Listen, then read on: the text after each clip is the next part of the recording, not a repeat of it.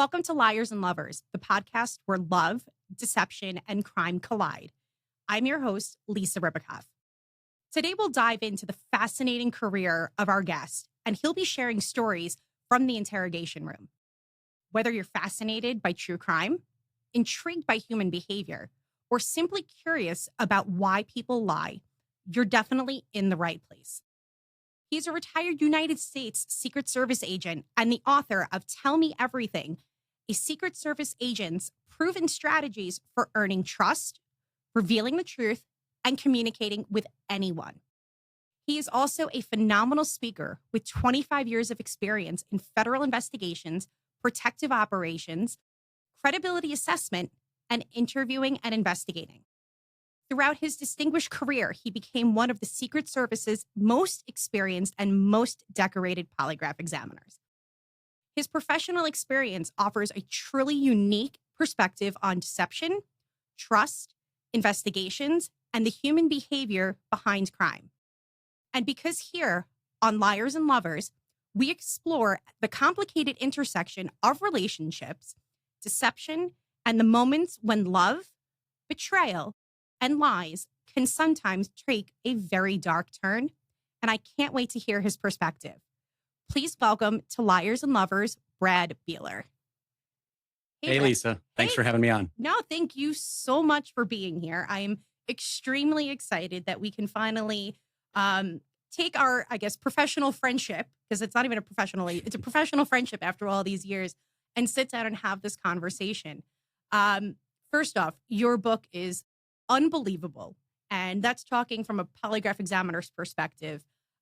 It really is an incredible how-to guide for the general public to truly understand what it means to have a conversation. Oh, thank you. That means a lot, truly. You've read a lot of books on the topics. You've seen a lot of people on the topics. So that means a lot coming from you. Thank you. Of course. Now, curiosity. What exactly attracted you to center on the idea of having a career and a profession based around truth and deception? So as a little kid, I think I was always that person that wanted to know why people did things. I probably wore my parents out. Why? My dad was a mathematician, so he wanted to know how things work.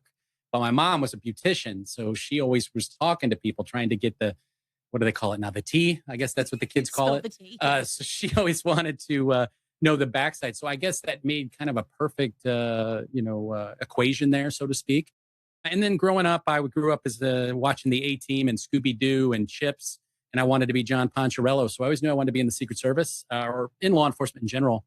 Did an internship with the Secret Service and just saw that it was an amazing group of people, and they had that dual role mission where you never really got bored because you were always traveling, either doing protection or they also had the investigation aspect as well. So 25 years later, here we are. Wow. What an incredible career. Looking back, what has surprised you most about human behavior during some of these investigations that you've been a part of?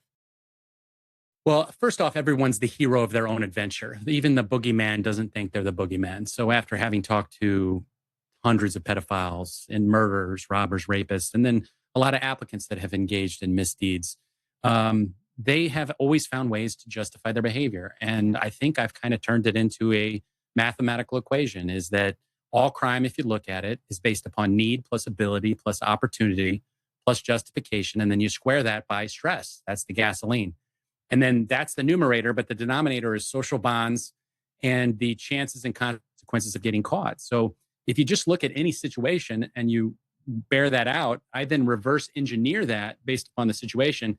And that's how I try to become someone's buddy, as far as when I talk to them, trying to get them to give an off-ramp to talk about the bad things that they did. So for me, it's trying to understand the why. The what is one thing, but the why typically is more important. And in trying to talk to the why many, many times, that's how I can get the people to open up and explain the what.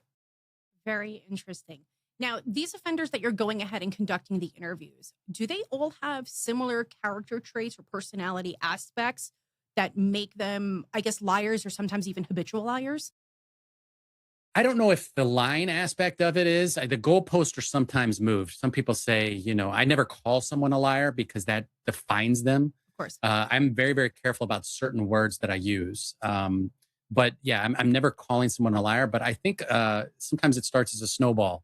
It's that first lie, and then they have to maintain the lie, and then the goalposts are moved, and then now they're more comfortable lying, and that's where it becomes problematic. But as far as a personality type, we all lie, and in a tribal-based society, we're very good at lying, and we lie to make ourselves more valuable to the tribe and to try to keep the tribe together. And as a result, because it's so ubiquitous, we're very bad at catching it. One of the biggest studies ever done in this shows we're about 54% effective as an average of determining truth and fiction when we're told a tale. And that includes law enforcement, judges, attorneys, and even college students. So in law enforcement, we're not that much better than the general public. So that's why we have polygraph. It's not perfect. It needs guardrails, right? Oh, It needs to be used at the right time, the right place, on the right headspace of the person. But that's why we got polygraph, because it's the best mousetrap we have to try to increase our odds of determining truth and fiction. Love the mousetrap analogy. Yeah. Do you think that there's kind of a threshold or a boundary or factor to which determine that if deception is present, it does become an actual criminal behavior? I don't know. I mean, it depends on, once again, what is that justification for the lie? And is this now their default status? Is this their, when they get in a situation, they become that? Because like I said, we've all told lies, and most people tell two or three on an everyday basis. And that could just be, to socially acceptable lies because you don't want to offend somebody.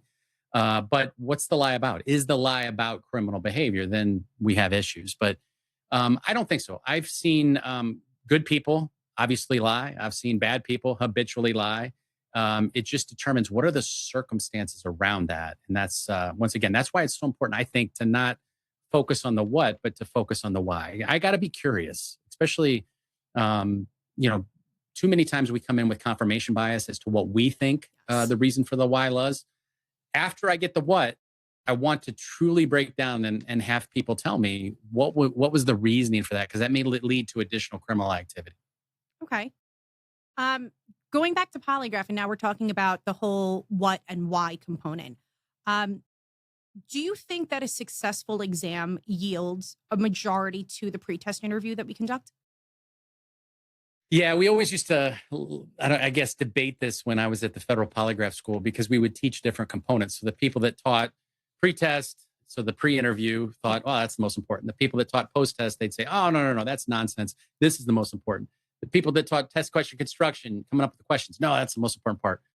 Test data analysis, no, that's the most important part. It's all important, right? Yes. All the phases, but it's garbage in, garbage out. So I can't fix the physiology I'm collecting if the interview was done poorly. I can't fix it.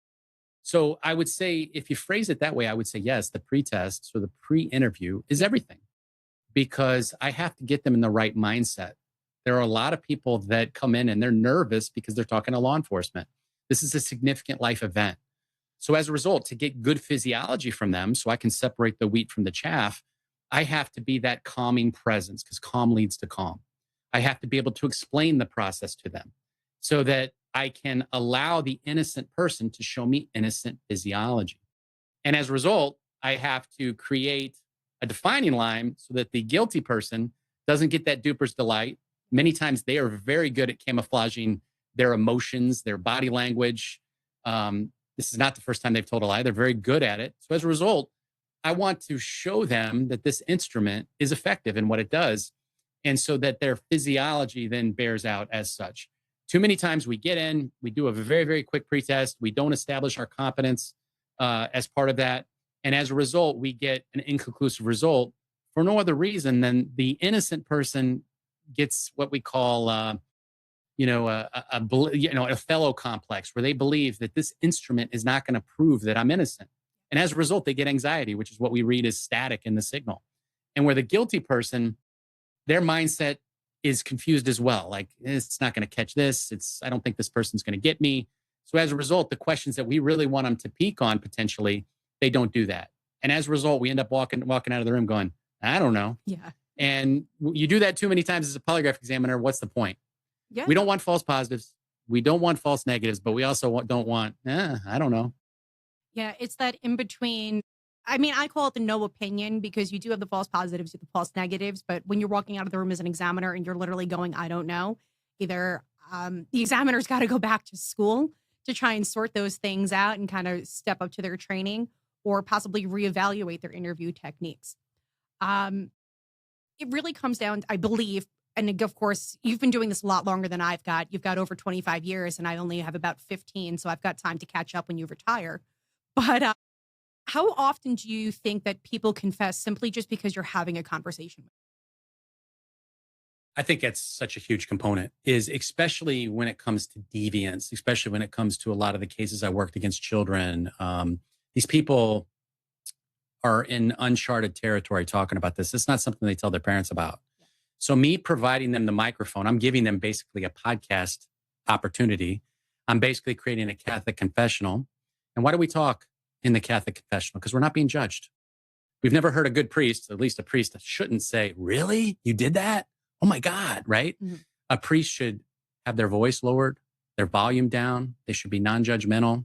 They should be intellectually curious. And as a result, I do that. And in today's digital society, one of the most impressive things you can do to somebody is give them your undivided attention.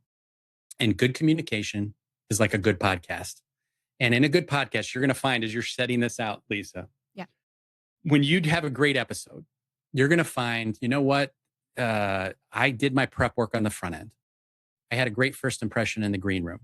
And for me, it's when I first meet somebody, I have that dry, warm handshake. I have good vocal tonality. I have soft eyes. I give an eyebrow flash, kick my head over to the side a little bit. I do all that and I put off these friend signs, ventral fronting, other things. Then I provide them the mic and I let them talk 80% of the time. I be their advocate. If they go down a rabbit hole, I bring them back. If they see something interesting, I tease it out. But I'm always their advocate and I'm always listening and I'm not judging and I'm active listening, truly. You know, I'm shaking my head, I'm following along, I'm asking those follow-up questions where, you know, if I say, oh, that really bothered you? And I can say that really bothered you as a question, that really bothered you? Or I can do it as a statement, that really bothered you. And by doing that, I can get two different outcomes based upon the situation. And by doing that, a lot of times people have never experienced that. And at the end, they'll say, man, Brad, I felt like man, you should be a therapist. I've never told anybody this. So it's not about squeezing the information out of somebody. It's not about asking the right questions. It's about earning the right answers. I have to create that right environment. And if I do that, it's an interrogation is not what people think it is. I get most of my information in the pretest, in the interview, so that they can pass a polygraph. A perfect polygraph is creating the right environment so somebody can tell you the truth, and then I can just verify it with the polygraph. If I come in overly eager and I furrowed my brow and I'm coming in very authoritarian, that person may hold on to that lie. And now it becomes adversarial in the post-test where I'm trying to pull that information out of that person. And that's never what we want. I want to be talking to the individual across me just like I'm talking to you right now. So I know I went on a little off the trail there a little bit, but yeah, the interview to me is everything. go off the trail as much as you want because there's nothing more than I get excited, especially going to conferences and I see your name on the schedule and I'm like, that is a conference and that's the session that I want to go to because you are an incredible speaker because of how knowledgeable you are. And one thing that's always like gravitated toward, like for me, towards your lectures is just how personable you are. So you definitely have carte blanche to go on as many tangents and ride as many horses away as you need to. But talking about the pre-test interview, I mean, of course, my career, I've heard some stuff, I've seen some stuff. Out of curiosity, could you possibly recall like the most unusual excuse that you've ever heard during one of those pre-test interviews? Oh, you hear everything. You hear, I ate spicy food last night. My stomach's bothering me. Man, I can't even come up with one because there's so many as far as excuses for the result, right? I didn't sleep last night. I didn't take my medication. I did take my medication. I worked out. I didn't work out. Yeah, I've heard everything. Sometimes we have people so nervous, they pass out in the polygraph chair, which is, always interesting. But we need to look at it from their perspective, right? Too many times we view it from our perception of things. not understanding that this, once again, is a very significant life event for somebody, whether it be an applicant or somebody that's been accused of something. You look at Amanda Knox case, and I think this is a perfect example of this. The Italian police looked at that situation from their perspective, thinking, wow, she's acting strange. She's, kissing her boyfriend. Like, she just learned her roommate was dead, not understanding that she's in a foreign land. The only one of the main people she knows just got tragically killed. And she was searching for familiarity. She was, searching for comfort. That was her perspective. And so I think as examiners, interviewers, or just people in relationships, we need to look, not just get in the other person's shoes, but we need to understand how did they get into those shoes, so that we can understand how to formulate better questions, how to push when we need to push, or how to pull back when we need to pull back, is truly looking at things from other people's perspective. Well, speaking of other people's perspectives, I kind of want to go down a little bit of a different rabbit hole. Because we talk about the interview and how we're there to ask the questions to elicit information to help us in the investigation. But what's kind of falling short these days is information into public safety and social media and kind of what people are putting out there, especially when they are in the dating pool. And the dating pool can yield opportunities to meet people from left, right, center, and sometimes even another country. So I would kind of want to go down a little bit of a rabbit hole talking about, I guess, personal protections that our listeners and viewers can take when being in the situation of in the dating pool or even trying to meet people. I know, like, when I moved to Vegas and I joined social media pages for just to make friends because I no longer was in New York and I was like, I need a social life. I can't sit in my house all day with my dog. I have to do something. So can we talk a little bit about kind of personal protections and almost what you should and shouldn't be putting out there? No, that's a great question in today's society, Lisa, because 30 years ago, when somebody would have information that you see on social media nowadays, that would have been stuff they put in their diary, they hid under their bed. Nowadays, we just put it out there. We put it on Instagram, we put it on Facebook, or we put it on the dating sites. And as a result, if you have a nefarious actor, they can scrub that information. They can take your profile picture that you may have used elsewhere and they can put it in a face scanning app. And so you think, oh, I don't have my real name on there, but you have it on something else. Now they know your real name. They go out, they get all this information, they digest it. And if they have ulterior motives, they can become that Prince Charming. They can understand your pain points. They can understand things that make your eyes light up so they can, quote unquote, organically bring that up during the interaction. Then all of a sudden, very, very quickly, you fall for this person thinking, wow, they're just like me. They like everything that I like. And they may also go out on a first date and they go to drinks in one spot, they go to appetizers in another spot, they go to dinner at another spot, they go to dessert at another spot. And in a tribal-based community, if you go back 200,000 years ago, what that meant was you trusted somebody to go from place to place to place. And we still have those echoes in our DNA for the past. So we crave that familiarity. And because this person is like us, we like them. And because we've gone to multiple places with them, as a result, we give them the benefit of the doubt. We put that halo on them and we give them access to things that we normally wouldn't have given. And it's the same thing with our kids. Our kids, they're on Roblox, right? And they're on all these other apps. And what they don't realize is their information is out there as well. And these individuals, user 5672, whatever, will go out there and find this information using these face scanning apps and other things. And they will organically, it's obviously not organically, but they'll make it that way, bring up this stuff with your kids. And before you know it, they'll start giving them Robux. They'll start doing certain things. It's like the candy van of years past when we were worried about, somebody's going to pick our kids up walking. The candy van is now virtually in the house. Yeah. And as a result of that, you talk about true predatory behavior. Now we're giving gifts to get access to now, oh, don't tell your parents about this. They wouldn't understand. Now we're exchanging in secrets. And now we're going to the encrypted apps. So, I'm not singling out Roblox because Roblox actually cooperates with law enforcement quite a bit. Yeah. But there's a hunting ground with certain apps where that's where the individual is identified.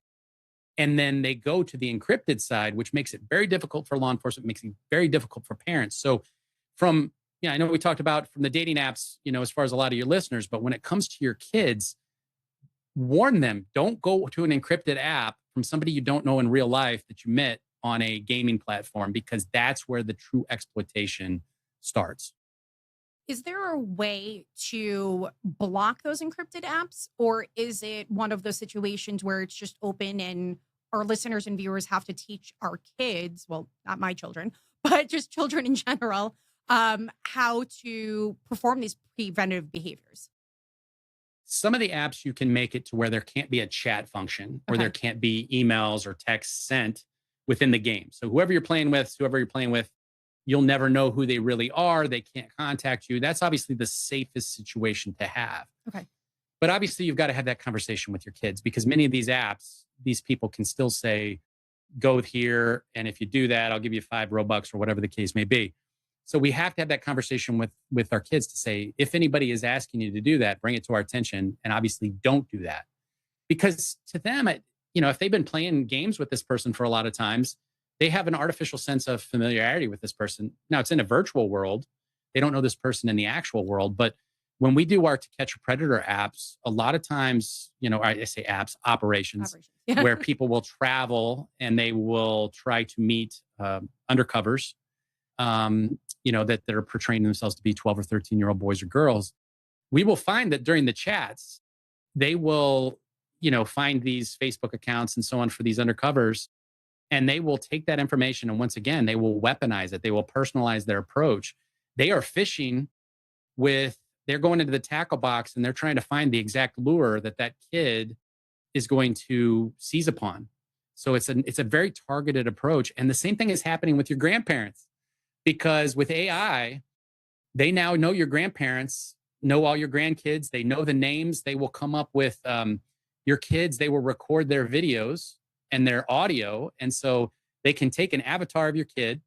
They can take the voice of your child and they can then make a spoof phone call to your grandparents saying, I'm in trouble.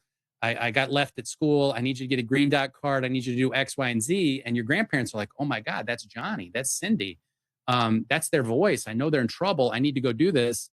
And not realizing that it's a complete and utter scam. So AI is very, very problematic. So you need to have certain safe words that you could have your grandparents or you as parents could ask your kids where, hey, tell me what our safe word is, because the AI is not going to know that. The offender's not going to know that. And that'll be a nice way to keep yourself out of that trouble. But right as I was leaving the Secret Service, we'd see a lot of that with these scams where from overseas, people knew you were traveling from your social media and then they would call friends and, do this AI approach. And it was very effective. I have my own opinion on this one, so I'm going to refrain from it before getting yours. But do you think a lot of these offenders are more internationally based or more domestically based? We see a lot domestically in the prison systems is what's crazy is you'd think, well, how are they getting access to their phones in the prisons? Yeah. Phones are very common in prisons and they have a lot of free time. And if I want a lot of commissary money and I've got a lot of free time, I can cast a wide net and whatever I get, I get. But we also see a lot of foreign actors in countries that have very loose laws associated with this. That was one of the first task forces that I worked in was to stop what we called 419 fraud, which that was the criminal code in Nigeria where they had advanced fee fraud. It was done with old facsimiles Really? where they would send faxes to people saying you won the lottery, you have a long lost relative that X, Y, and Z, and you just need to pay the fees accordingly. And it's things that are still done to this day with lotteries and so on and so forth. Publishers clearinghouse fraud. You won the $1 million. You just have to pay taxes ahead of time. And they will make it so realistic. AI will generate things that look like real emails, phone numbers that go to, spoof phone numbers that go to people claiming to be certain things. And I can't tell you how many people will send, $50,000 in prepayment of taxes, thinking they're going to get $1 million back. So unfortunately, that goes down to people's greed. I know that's one of the things that you look for in your podcast, liars, lovers, greed, betrayal, things like that, is greed is a human instinct. And unfortunately, especially in America, a lot of foreign actors target it because we do have such high GDP and high income. So there's a lot of opportunities to take advantage of us. And AI is only going to make that worse. What really intrigues me is something that I would have thought of outside the box of what you brought up about inmates and in facilities. I mean, we all know that people have access to cell phones, how they got in there, what they're doing there. Obviously, they're conducting sometimes criminal behavior from the inside, affecting the outside. But I never would have thought that that was a percentage of a population that are involved in these scams, because I always thought that these grandparent and sometimes romance scams are tied more to international offenders. Because I know even to Hmm. this day, I'm still getting emails of, oh, I'm a Nigerian prince with all of this money and let's send me this and I'll give you this type of thing. But the prison comment that you made just is completely mind blowing to me. Yeah, and the sad thing is too, it's led to some deaths, and the way it's done that is these individuals sometimes portray themselves to be teenage girls, and they will exchange in inappropriate photos with unsuspecting young males, and young males will send photos back, and then it'll turn into blackmail. Where they say, "Hey, send me this amount of money, or we're going to send these pictures to your entire friend group." And sadly, we lost. It turned into a state law now where we can really go after these people, and it's led to the extradition in some respects. And the FBI has done a good job of this, of extraditing some of these individuals. This one individual, I believe he was from Ghana or Nigeria, where he once again had just within 30 minutes, this kid exchanged photos, Mr. Guffey, and shortly thereafter, he committed suicide, 18-year-old man. And so it's really, really tragic situation. So we really need to watch our kids, what they're doing online. Yeah. We need to be really careful about what we're doing online. If somebody sends you a profile picture, run it through one of these face scanning apps. There are certain apps out there or certain photos that we see all the time where somebody's saying, I'm an oil worker. They meet somebody on a dating site. They say, oh, I can't see you in person because I'm in the Gulf of Mexico. Yeah. And it's the same photo that people are just using over and over. And if somebody would put it in an app, they would see, holy cow, this person's on 8,000 profiles. So you'd see real quickly, it would ferret itself out. Wow. So we were talking about greed pertaining to a reason of why activity takes place with some of these offenders. In criminal investigations, what role do you think jealousy or betrayal plays into? Ooh, that's tough, right? So I would say jealousy, at what stage in a case does jealousy come into it, right? I mean, if we're talking about, give me a for instance, like a case that you can think of, like So a a real hypothetical. world case. Yeah. So I'll give you the hypothetical of even a situation of co-defendants, possibly them going Mhm. ahead and facilitating one of these, I guess, financial relationship frauds where the gentleman will go ahead and pose as a love interest and the female is going ahead and helping him facilitate the actual crime. I know that on social media, like I've gone through and I've seen some scammer videos where everything takes place over the phone, but then maybe they'll send a female to do the pickup. And that can go Mhm. ahead and be a co-defendant. So in terms of, let's say, a couple being involved as co-defendants, uh, what role do you think jealousy would then kick in, other than possibly who gets a better deal at the end to rat on the other one? Yeah, you see that. Isn't it funny how those allegiances sometimes fall apart? I love him. Yes. I love him. I love him. Oh, if you testify against him, you'll get this amount of time off. Oh, okay, I don't love him. I don't love him at all. Right? It's amazing how that can kind of go into that calculus, right? Most of the murders that I worked weren't about greed or jealousy. They were about Oh, respect and disrespect. okay. And some of that had to do with being in Chicago, St. Louis, South Carolina. A lot of gun violence. A lot of this was drug based.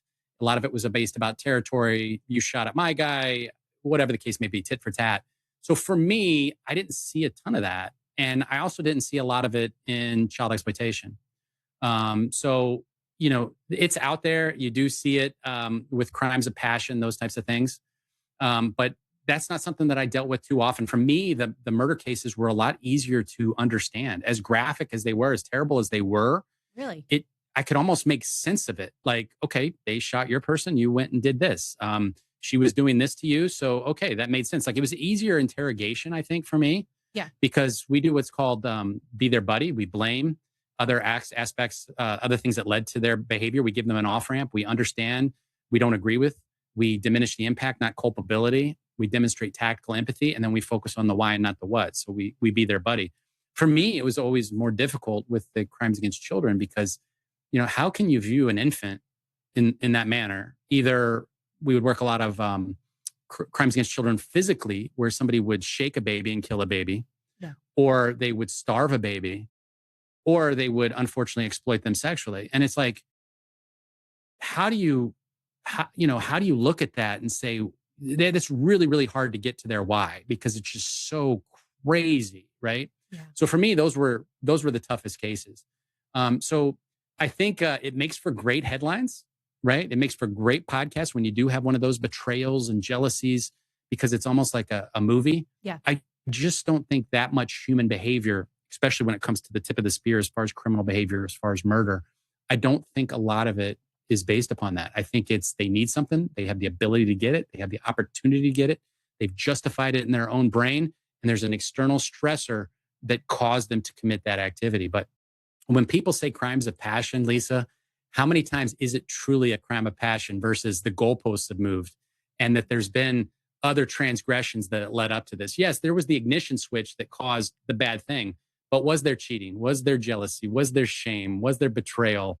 Were there boundaries crossed? Was there previous domestic violence that just changed so that it wasn't as big a leap for this person to do that bad thing? So I know that didn't answer your question directly, okay. but for me, I just didn't see too much jealousy and betrayal.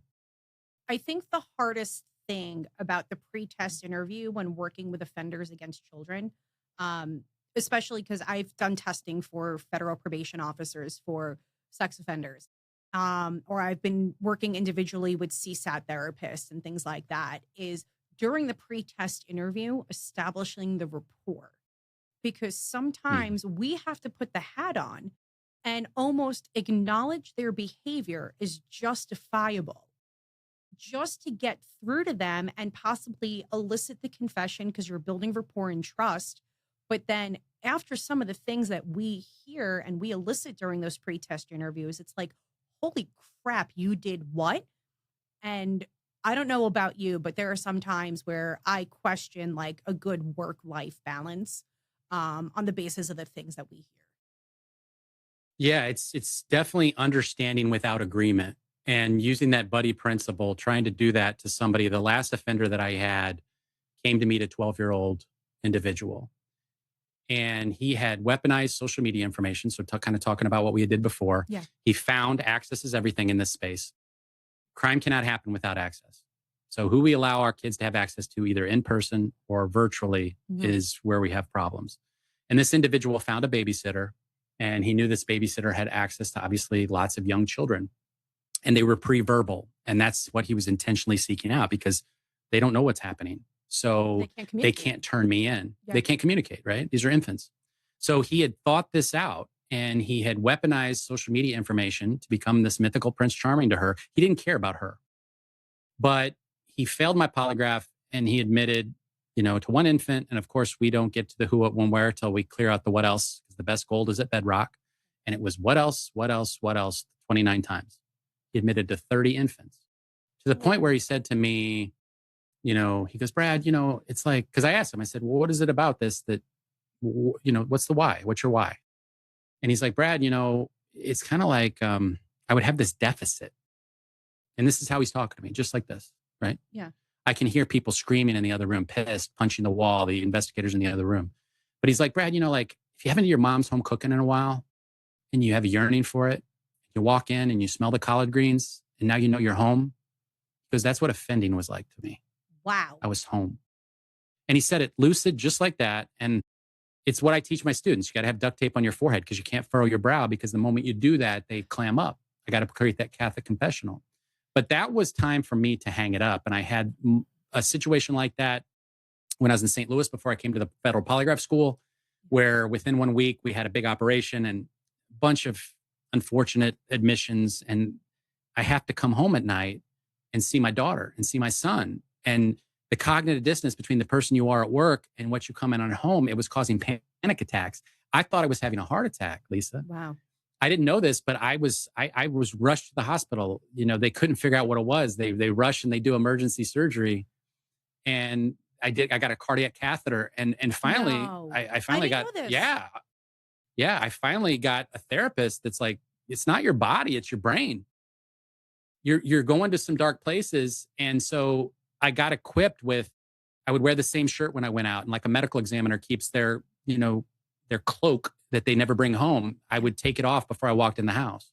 I would launder it later. I would play a game to have a mental separation in my car before I walked into the house. I would tell my wife the emotion, but not the specifics. I'm having a bad day about something I happened, but I wouldn't get into the specifics. But I'd at least tell her I'm having a rough day today. I would go do Brazilian jiu-jitsu, which I think saved my life. Maybe not actually, but it definitely saved my career, my headspace, Okay. because I would go roll on the mats before I would write my reports. So once again, I had that separation. I had to be completely invested in that. So I wasn't thinking about it. So for me, it was really horrific to me. And that's why I went to the federal polygraph school, was because I got to teach. And I got to do 10% of the time what I was doing 100% of the time before. And now 90% became instruction. So I always talk about work-life balance, PTS, post-traumatic syndrome. It's not a disorder. I think people think it's a disorder. You're born with a disorder. It's something that you deal with. And it's not just something where you see as a shooting or whatever. These can be vicarious trauma. And a lot of people in the child sexual abuse material space, they have to look at the images. I don't have to look at the images, thankfully. So, but that's something that definitely hit home with me. And we go to dark places. That makes us good at what we do. But unfortunately, it does leave some scars that we have to hopefully stay ahead of. And now I know how to stay ahead of it. Thankfully. Yeah. I need you. Please don't go anywhere. Yeah, it's just that whole realm of the work that we do involving kids. I mean, I'll be frank, that's part of the reason why I've never had children, because I see the evil so much, and it's just fearful to know that A, it's out there, and B, I could only work with a child and I could only teach them to the best of an ability, but there's always that one chance that an offender slips through the cracks. And then at that point, I can only do so much, which is, that's the heartbreaking part. We can work with our kids. We can speak to them. Yeah. They can get as much information, but A, whether or not they absorb it is one thing. B, we know, you and I know that there's a difference between hearing and listening. So they can hear it, but if they're actually taking it in? But no, you're right. You're right. It's one of those things, Lisa, where it definitely affects us from the standpoint of we think everybody has horns now. We think everybody's the boogeyman now because we see it at such a predominant level. Is that, I think there's been studies done that the average person may see 4 or 5 traumatic events in their life, whereas someone in law enforcement, they may see thousands. Right. So it creates this numbness and a view of society that everybody out there is evil. And that can be problematic if we wear that. So it's caused me to definitely think that. But the crazy thing is, Lisa, is that so many of the offenders, when I say offenders, that were very prolific, they did not look evil. They were the deaf individual that was in the church. And my best friend's deaf. I know sign language. And it was just a perfect storm that we met that day. But what he admitted to me was unbelievable as far as his acts. But people did not view him as threatening because they just viewed him, oh, he's that nice deaf guy at the church, right? Or the barber that we talked to that admitted to 40 years of abuse to this entire small town. And he knew as he would touch the back of the kid's neck at 4 years old, that's a kid I'm going to groom. But he looked like Captain Kangaroo. He looked normal. He was a respected member of the community. And so no one ever thought this guy's evil. It's like sharks. Everybody thinks what the great white shark is the most dangerous shark. No, it's just a shark that likes to feed where there's a lot of people. And we're dumb enough to dress up as its main food source and have uncoordinated movements and look like a wounded animal. Yeah. People will tell you the oceanic white tip, it's a beautiful little 6-foot shark. Okay. That's the one that ate 400 U.S. sailors when the USS Indianapolis went down. It's an open water shark and it will hear 50 miles away. Oh, shoot. And since pirate days, it will hear, oh, that sounds like something bad's happening to a boat. The dinner bell's going off.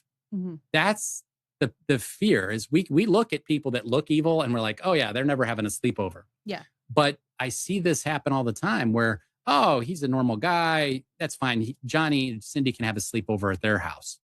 And that's the problem. Just don't have sleepovers.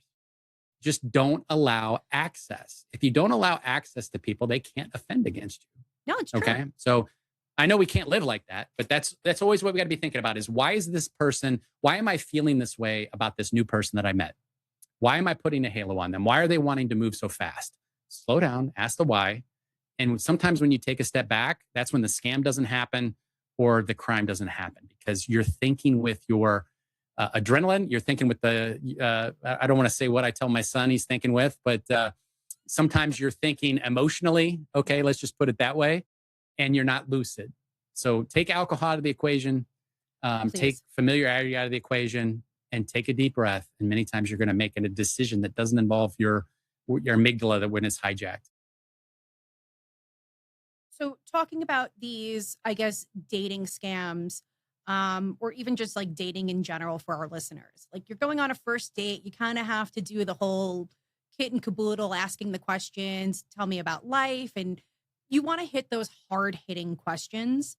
What do you think is the best way to go about it where the other person is not going to be on the defensive? Because I've got horror stories for days about my own dating Yeah. history. And it's always Yeah. it asking those questions are kind of difficult, but you don't want that. You want the answer, but you don't want them to become like defensive and oppositional. Yeah. I mean, we don't want to lead with what's your body count, right? I mean, there's certain I things hope not. yeah, but some people do, right? I won't say they lead with that, but they don't really ease into that, right? Yeah. So yeah, the acronym I like to use is FEEL. It's family, education, employment, leisure. Okay. The problem with going in that order is many times people didn't grow up with the white picket fence. You can't pick your parents. Sometimes they've, got some bad relationships there. Education and employment sometimes are based upon the zip code that you grew up in and the opportunities that were afforded as such. What I really like to do when I'm talking to offenders or when I'm just talking to people on a plane is, hey, what are you into in your free time? It's a very unstressed situation. Everybody's got 40 to 60 hours a week that they spend with their free time. And where you put your time and your attention shows where your priorities are. So let's say I'm on the plane and somebody says to me, oh, I love Brazilian Jiu Jitsu. The worst thing I could do because I love Brazilian Jiu Jitsu is say, oh, me too. Me too is the wet blanket.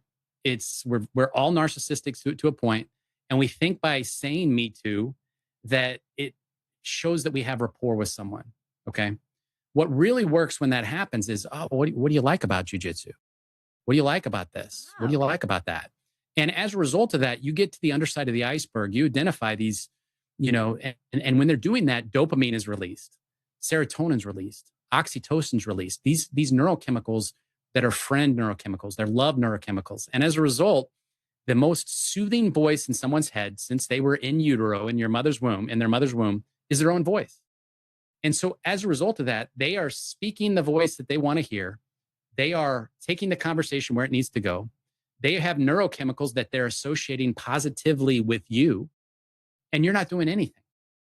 Okay. Then when that point comes, you ask a lot of good directed follow-up questions about Brazilian Jiu-Jitsu or whatever your topic is. Before you know it, they're going to be like, wow, do you do Jiu-Jitsu? You're like, yeah, I've been doing it for 12 years. I love it. And then now you can sit there and you can get the spotlight put back upon you. But where I also see it, Lisa, is, and I'll just run it out with you. Yeah. What do you like to do in your free time, Lisa? I like to travel, spend time with my family, listen to music, and hang out with my dog. Okay. What kind of dog you got? I actually have two Maltipoo puppies. Okay. How long you had them? We got one of them during COVID, and then the other one we recently got about 6 months ago. Okay. What's the best time you've ever had with your pups? Like, what do you like doing? Walking, going to what do you like to do?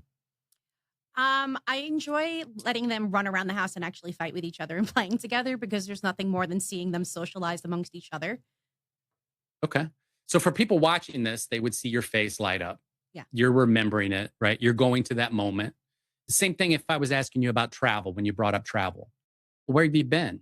And if you said, oh, I went to Bled, Slovenia, right? Some random place that I've also been to. You've It's been beautiful. Oh, yeah, it's amazing. there? Okay. If it, let's just say that you said that and I had also been there. The worst thing I could do is say, oh yeah, I went there too. No, man, just let them bathe in it. Let them talk about it and be like, yeah, I went there in 2002. It was, the castle there. It's amazing. The waterfalls, man, we flew into Ljubljana. It was great. But that's what we need to do less of is me too. Let people bathe in their own dopamine. Let them bathe in their own experience. And when you do that, it's amazing how you can connect. All right. So focus on leisure activities, very non-judgmental. Let them take the conversation wherever they want. And before you know it, you're 30 minutes in. And now the appetizers are coming out. And now you're not just sitting there staring at each other. You got an activity. So Okay. I would just say from a safety standpoint, go to one place. Do everything at one place so that you avoid that evolutionary hack that some people use to try to take advantage of familiarity by, I mean, if you are in an unfamiliar place, you seek out familiarity, meaning, let's say you're a Yankees fan. If you have your Yankees hat on and we're in New York during the playoffs, I may give you a head nod. If we're in Houston and we both have Yankees hats on, hey, are we going to win tonight? Who's going tonight? Who's the starting pitcher? Yeah. We're kind of buddies. If you and I are both in Slovenia and you've got your Yankees hat on and you see me with a Yankees hat on, we are best friends. And I'm sure you've been on a plane before where you've had some commonality with a person. It might just been the language they speak. In a foreign land or in a foreign environment, people search out familiarity. So if you go to a place you've never been to eat before, it's a foreign place. And you may artificially seek that familiarity with your date. So just from a personal safety standpoint, go to one place and go to one place you've been before. I know foodies like to go eat all over the place, but you're going to be in the best mindset if you do that. Okay. How do you feel about a little bit of a lightning round? Bring it. You ready? Yeah. What's the biggest myth about lying? One, that we're good at detecting it. Okay. And two, that body language dictates it. So we're terrible at detecting it. And, touching your nose, eye contact, oh, he didn't look at me. Nobody looks at anybody anymore. And in fact, liars look at people at a higher level because they're trying to determine, did you buy my bullshit? Okay. So body language and Joe Navarro, Abby Moronio, these experts in body language, they're true experts in it. Yeah. They will tell you it's terrible for detecting deception. So use it for comfort, discomfort. Don't use it for they lied or they didn't lie. Where body language comes into it is congruence between, and I know this is the lightning round, so I'm taking a little bit. You're but good. if I see the shake in the head, yes, when they say no, or I see the shake in the head, no, when they say yes, that incongruence, yes, now I will trust the body language. I look at lyrics, the soundtrack, and the music video.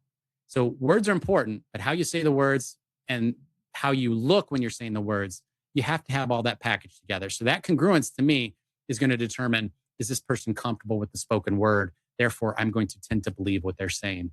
When it's incongruent, that's when you got the check engine light on and you need to go in a little bit further. So Do you think that there's a general green flag about someone being honest?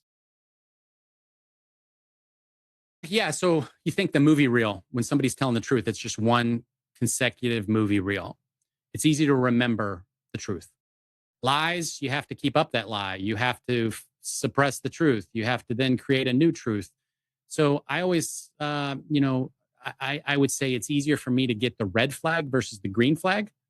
But as far as they don't mind being questioned typically about it, if done appropriately, and there tends to be less delay when somebody's providing to you, and it tends to be consistent. So if I'm asking multiple questions, it's yes, yes, yes. It's less likely to be yes, yes, yes.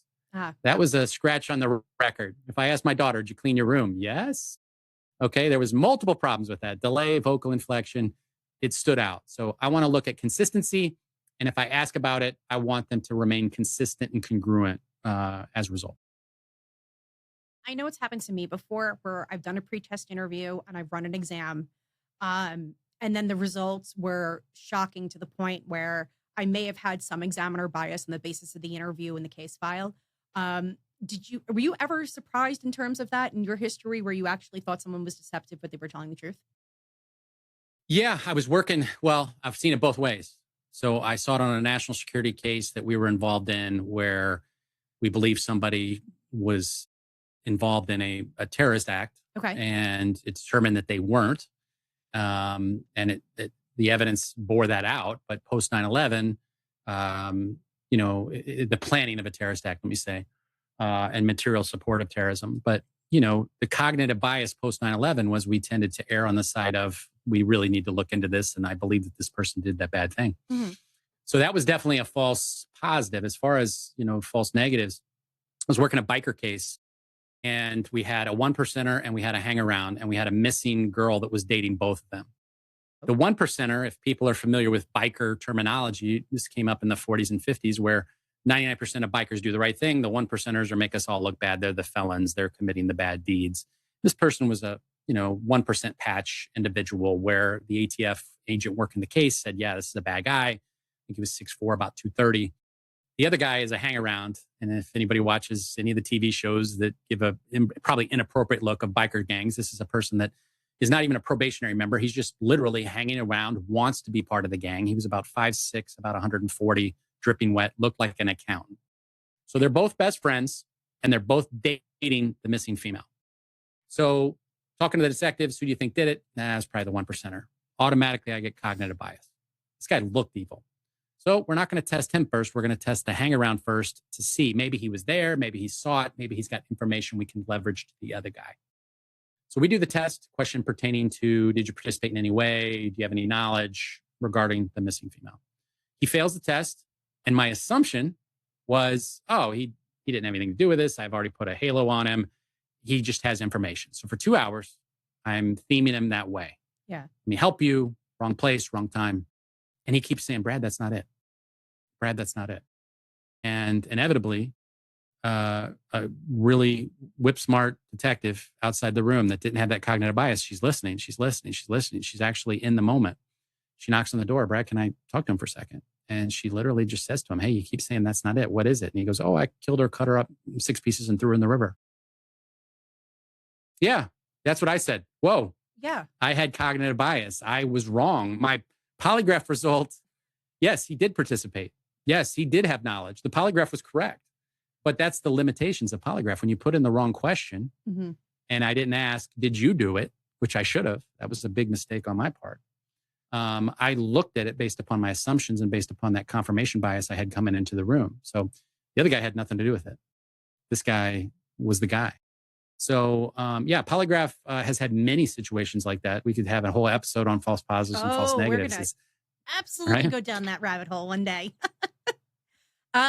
And last lightning round question: coffee or an energy drink during investigations? Coffee. I've made too many mistakes with energy drinks. I made a mistake going on to work another horrific case where I had a Bang Energy cotton candy flavored right before the exam and 2 buffalo cheese rollers from, let's just say it's a Wegmans type place. I was going to say, did you go to 7-Eleven and get them off the roller? It was a QT. It was a QT, but they all have similar problems, right? They're probably the same consistency. But that was a poor gastrointestinal choice. And I broke bread with both of the subjects right after that with McDonald's for one of them, because I knew their social media profile. They like McDonald's. Okay. So I took $20 out of my pocket and gave it to the detective, and the patrol picked up. So I broke bread with them. And then he made admissions. And then I talked to her. And she was a big Wendy's fan. So I spent $20 and got her Wendy's. And this was all in the space of 3 hours. So 2 Wendy's burgers, 1 Big Mac, multiple drinks, supersized fries on both ends, 2 buffalo cheese rollers, and a Bang Energy within about 3 hours. So and a partridge in a pear tree, apparently. Yeah, it worked out, but it was a very, very rough experience overall. Well, where can our viewers and listeners catch up with you once we're all finishing up here? Yeah, absolutely. Thanks for asking, Lisa. So bradleybeeler.com is my website, and Brad Beeler 1865 on LinkedIn and also Instagram. I'd like to post a lot of content on there. So if I can be assistance in any way, feel free to reach out. Awesome.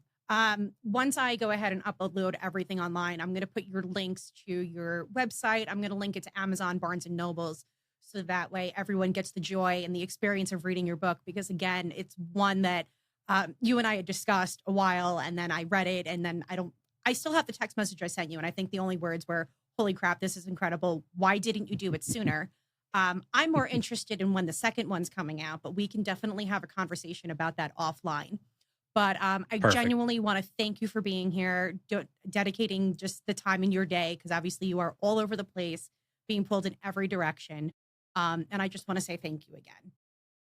Thank you, Lisa. Great job. Thank you. So I hope that everyone has learned something new, something valuable, and something to take away to possibly learn yourself and teach someone else. And until next time, make sure to trust your instincts. Question the story. And remember, in the world of liars and lovers, the truth will always leave a clue.